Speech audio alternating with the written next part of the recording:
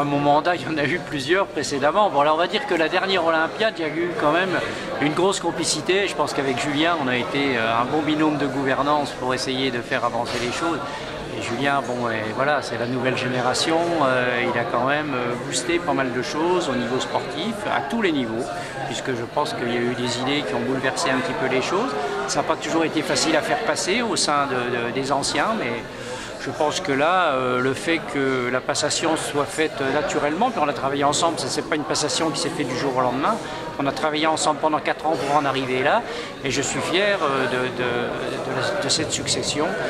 Julien, c'est un gamin que j'ai connu, il avait 7 ans, et je l'ai emmené naviguer dans les gorges du Fier. Il était en danseur derrière moi, il avait 7 ans. Donc ça représente aussi quelque chose pour moi, c'est une passation qui a une valeur. Voilà. Bon, vous restez au sein du bureau? Bien sûr, je vais rester au sein du bureau et continuer avec plaisir, à continuer avec la nouvelle équipe et auprès de Julien à mener cette équipe vers le succès. Bon, Julien, tu connais la maison? Je connais la maison et on a fait un bon duo avec Pierre-Paul la dernière Olympiade. J'étais plus en charge de tout ce qui était activité sportive, compétition.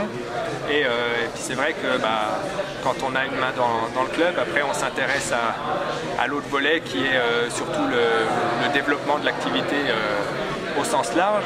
Et c'est ce qui me motivait à prendre une fonction plus large. Après on en a tout le temps discuté avec Pierre-Paul. Hein. La volonté c'est vraiment dans la continuité et d'avancer. Le rôle que va avoir Pierre-Paul en tant que secrétaire, c'est pas des moindres. Et puis on a toute une équipe avec un bureau à 10 personnes. Voilà, chacun avec différentes activités qui représentent le club pour essayer que chaque groupe, chaque personne du club puisse s'identifier et se faire plaisir à faire du canoë-kayak. Quels sont les objectifs alors prioritaires?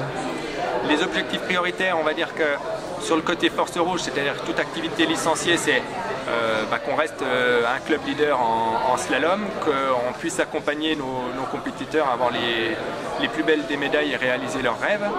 Et aussi que chaque licencié, ceux qui ne veulent pas forcément faire du slalom, mais que chaque licencié puisse trouver au sein du club un projet qui lui plaît. Ça c'est au niveau sportif. Et après au niveau Passion Bleue, qui est l'activité nautique pour tous. Là, on a un très gros chantier à faire pour pouvoir développer une activité touristique sur le territoire spinalien. Développer une activité touristique, étendre notre territoire pour que toutes les personnes autour de notre club puissent découvrir l'activité et se faire plaisir à faire du canoë. Bon, il y a les championnats de France qui arrivent rapidement. Objectif le triplé, c'est ça? Objectif le triplé, ouais. Après, comme chaque année, on a 2-3 grosses équipes qui sont là. Pau va encore venir avec son armada d'athlètes internationaux. Donc chaque année, on se dit mais comment ils font pour pas être devant nous? Parce que sur le papier, clairement, ils ont une équipe imbattable.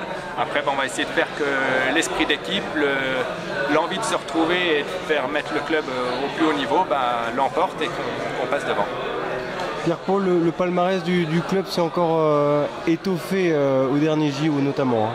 Ah, c'est sûr qu'on revient à des JO avec les belles performances de Mathieu et de Gauthier, une médaille de bronze, voilà, une médaille au club olympique depuis les Jeux de Barcelone, donc avec Jackie Avril, on n'avait pas connu ça, ça a été une joie immense et je pense que quand je vois tout le retour qui a été accordé par tous les spinaliens, les supporters, les amis, la famille. On a eu l'occasion quand même de mesurer l'impact que cette belle médaille a eu sur la population d'Épinal, sur nos amis, nos partenaires. On a vraiment eu chaud au cœur de voir l'accueil qui a été réservé à Épinal, à Mathieu et Gauthier quand ils sont revenus avec leur belle médaille de bronze. Mathieu Biesizour revient dans la course après un petit passage à vide. Oui, il a eu un petit passage à vide. Sur le moment où il n'a pas eu sa sélection olympique. Après, on sait qu'une sélection olympique en kayakom, c'est très compliqué. Hein. Il était 6 ou 7 pour pouvoir prendre la place.